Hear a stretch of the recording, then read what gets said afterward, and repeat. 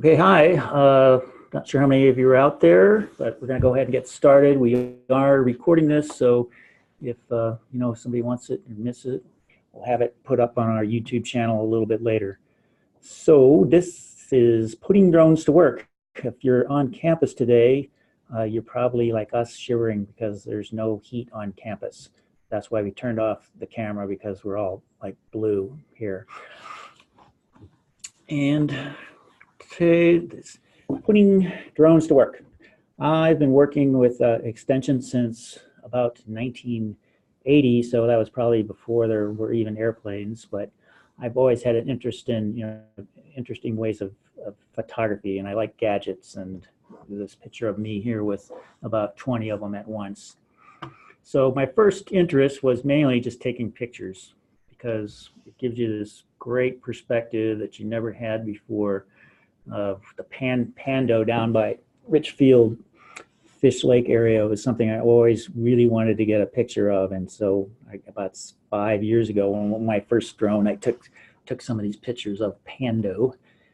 And even better than pictures is you can do video.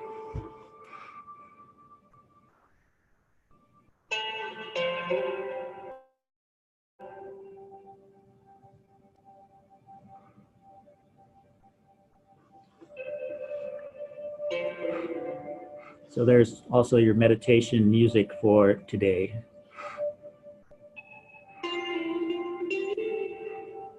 But the big innovation that made a drone so useful was, you can see how smooth this is when they first put gimbals on the drones that kept your camera just silky smooth like this.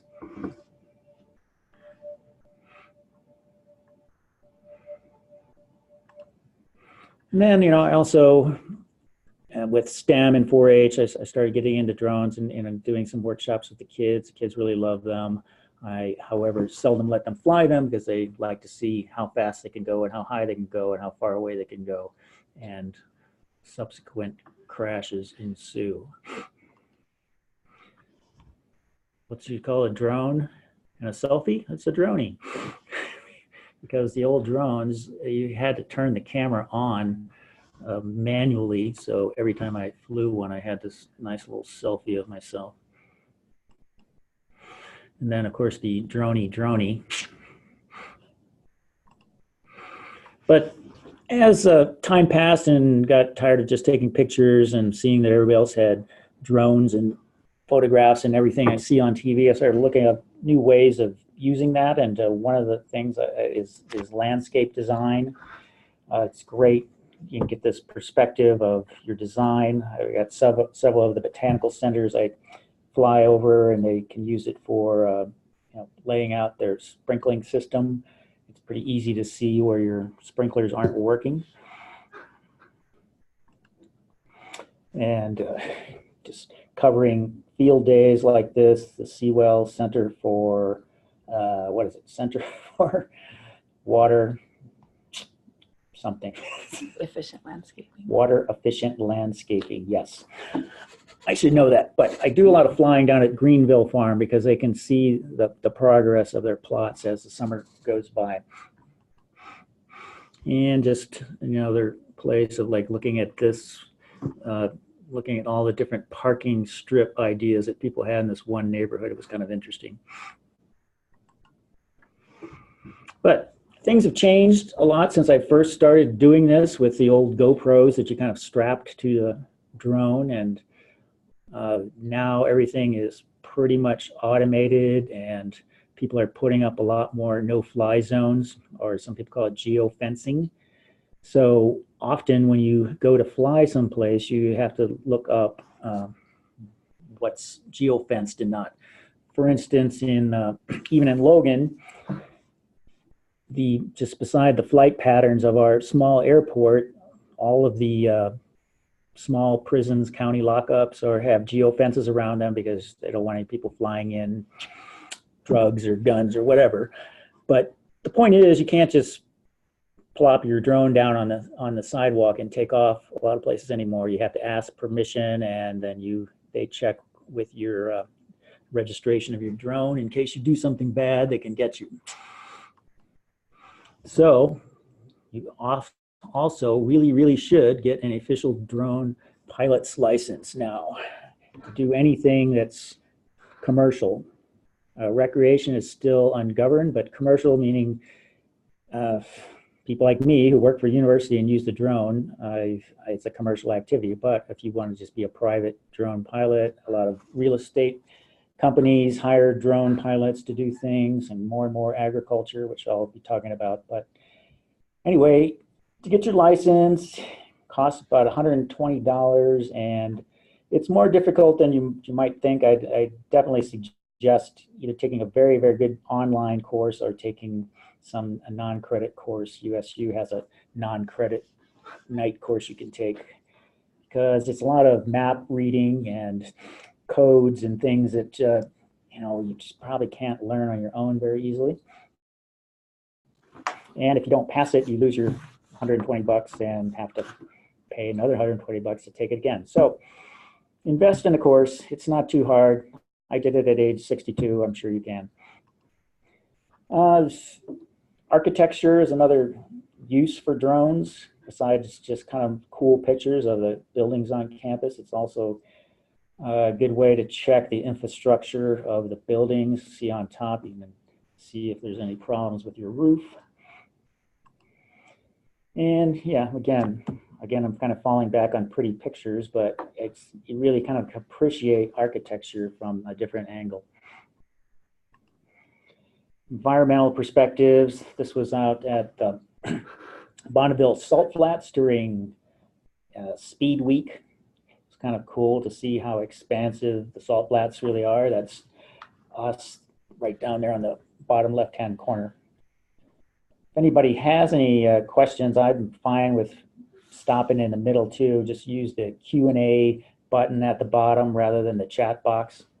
And Aubrey is here with me, and she'll just let me know what the questions are. Another big use of drones besides picture taking is checking maintenance. And this is a great use for this one. If you've ever been down near Nephi, there's 10 acres of greenhouse tomatoes.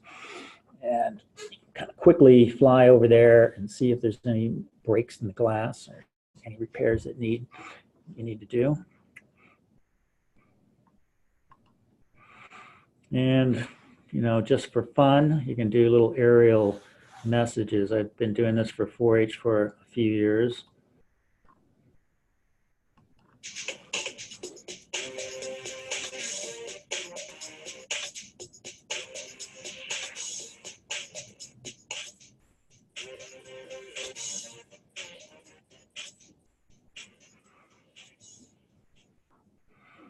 And if you haven't guessed how we did that, it's actually the video is run in reverse. We had them all stand in their Clover position, and then I said 1, 2, 3, run to all 4 corners of the quad, and then back the video up so that it looks like they're coming in. So if you watch really close, if they're running backwards.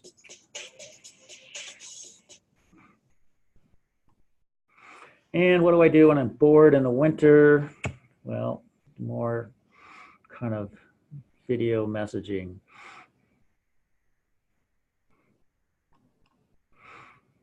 Merry Christmas.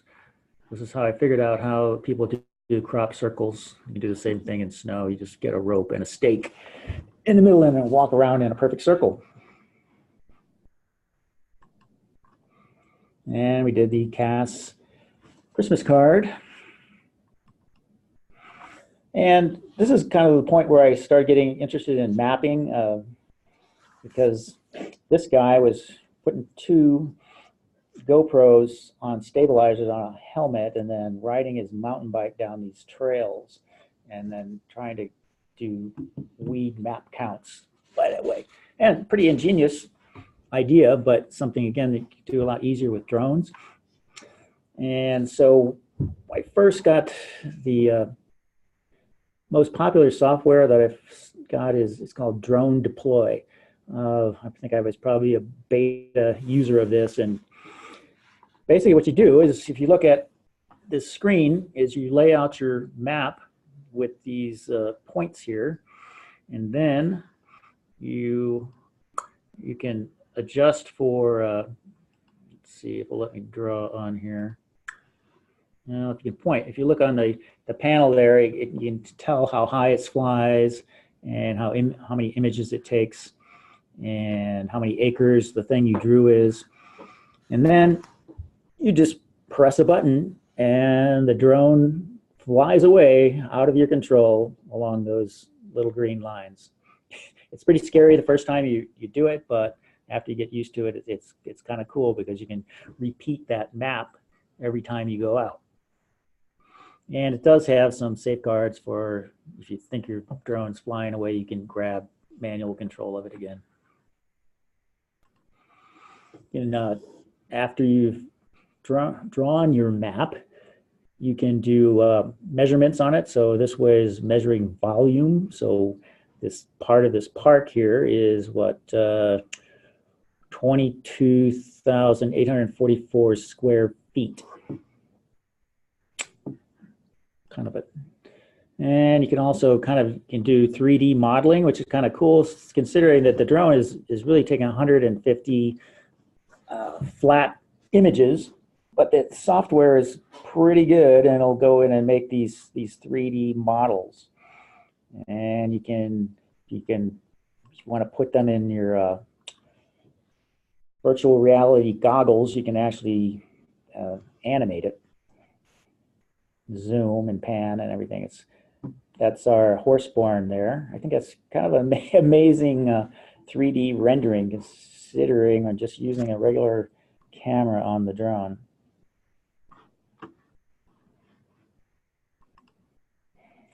This is just another one of the greenhouses there. I'm kind of amazed that it even renders the cars pretty good. Some of the other things is instrumentation. And since I started doing this presentation, several people in College of Ag have gotten super expensive infrared sensors that cost $20,000 just for the sensor. But just with the basic camera on drone deploy, you can do some really basic crop analysis of infrared in NDVI, which is Normalized Difference Vegetation Index. People who know a little more about it than I do can kind of use it as a plant health monitor. You could also do elevations. Of course, this is of the Greenville farm. There's really not too much difference in elevation on that plot. It's pretty flat, but what you can do that. What else? What I'm doing for the last 2 years is sort of just repeat mapping. So I showed you can lay out the same flight plan and then go back every 2 weeks or 6 weeks and compare. These guys at Seawell got clever and wrote Seawell in one of their plots. So what kind of software do you use for 3D animation? 3D animation, somebody asked. Drone Deploy has a deal with Sketchfab, it's called. And so you export that 3D rendering to Sketchpad so that you can view it. And it's hosted on a site there. I'm pretty sure I got the name right. Yeah. Sketchfab.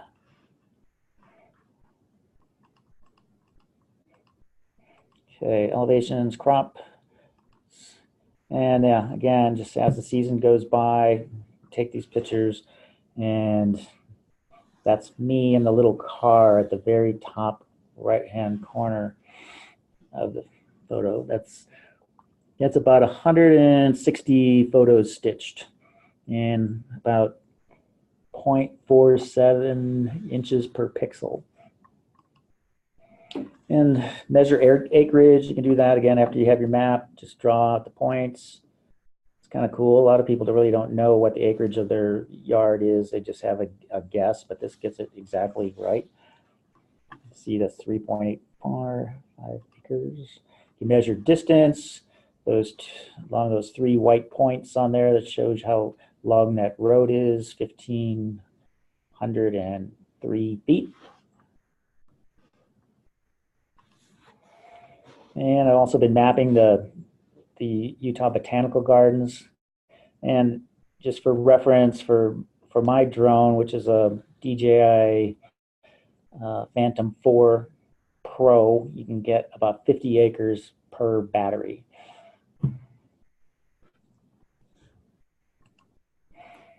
And that's the other 50 acres. And so also you can see, you can kind of draw irregular patterns.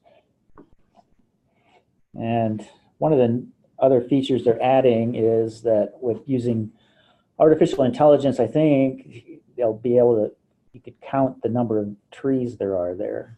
I haven't tried it yet, but it's kind of a new upgrade in drone deploys for counting plants. There it is. That's kind of the price structure for them. Since I was sort of a beta user, I got a little bit better educational price. I think it ends up costing us $550 a year for the Pro plan. The only other competitor to this that so far is Pix 4D Mapper. I think some people really like it, but it costs considerably more. And it's a little more user intensive. You can actually manipulate the pixels and the photo a little more, and maybe some people like that more. To me, I'm more interested in volume. But I think some of the people in LAEP are using Pix 4D. And just some other random fun video ideas.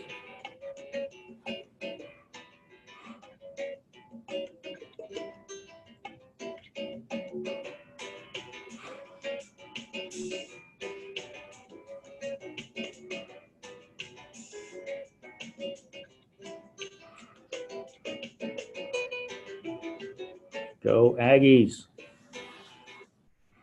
And always don't forget to let go of your drone. I'm not even sure how I caught that photo, but it's kind of cool. Okay, some of the other just things that I've heard about people are doing with drones, I haven't done them myself, is pollination of date palms. This is down in Arizona, Yuma area, I believe, and they were kind of taking a big leaf blower thing and blowing pollen out onto the palm trees to pollinate them. And one of their guys down there got this idea of doing the same thing with the drone. He put the pollen in little sacks underneath the drone, and just the prop wash is enough to get the pollen down onto the date palms.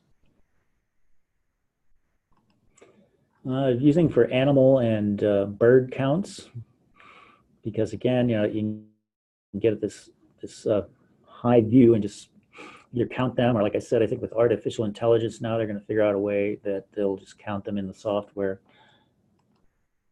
And if you can use infrared cameras, they're looking at beef cattle, and some people have claimed that they can tell whether the cows are in heat or not by using the thermal imaging. The future, everybody's saying, oh, it's going to be this horrible robot holocaust, but I'm not so sure. I think it's going to be a good thing. I don't think the Amazon and the pizza places are going to really be delivering stuff with drones very often. I think it's sort of a gimmick. I have seen some things where they doing good things like delivering organs to organ donors in remote places or medicine, but I just don't think the future is that Amazon is going to land a drone on your roof to get your little box of stuff. Probably more likely to have little robotic vans and trucks that are going to do it. It's a lot easier than trying to navigate trees and everything else. I think, more of the future is larger drones for things like crop dusting, which is so dangerous, and firefighting.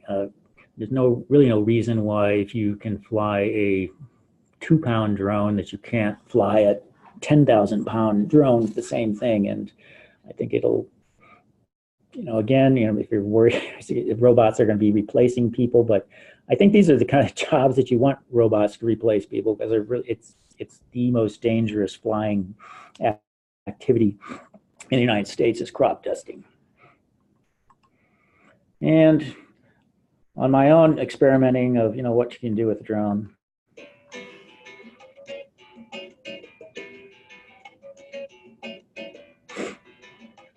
I mean, why rake leaves when you can have a drone do it for you?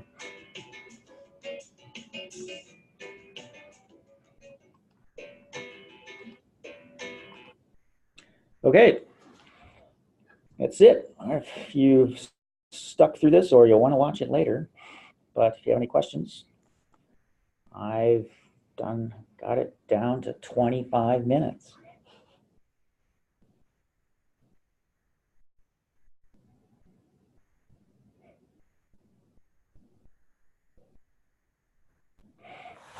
Where can people get a drone? Somebody's asked, where can you get them?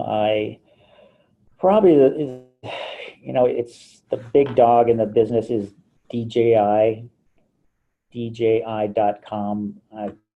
It kind of dominated the drone market. GoPro sells some drones, and a company called Parrot sells drones, but I don't know. I've kind of stuck with DJI because it's easier to get spare parts and warranties and that sort of stuff. I wouldn't buy anything cheaper than say $500. I mean, I hate to say that about people's money, but if you buy those little $20 drones, they're hard to fly and you're just going to crash them. I mean, they're great for teaching 4-H classes or something, but if you actually want to do something with it, you're going to have, $500 and up probably. Let's see. So one sense, I know you have to register your drones. Maybe walk through that process. And somebody has asked about how do you register drone.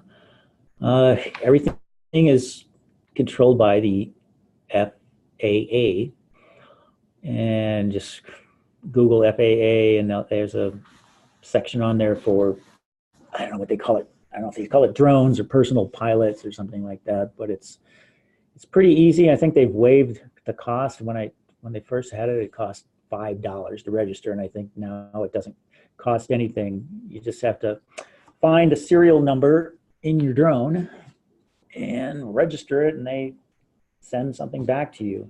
And the whole idea is that if you do something bad, they can follow up, because they'll be able to find the serial number on your crashed drone or drone in an illegal space and then find you. But yeah, it's required, but chances are not many people are going to check you, but I would play it safe.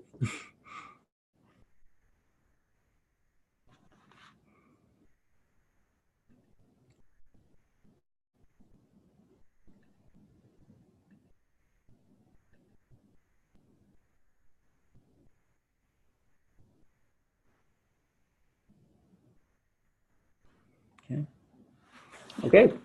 Thanks for tuning in. Enjoy the rest of your day. Fly safely.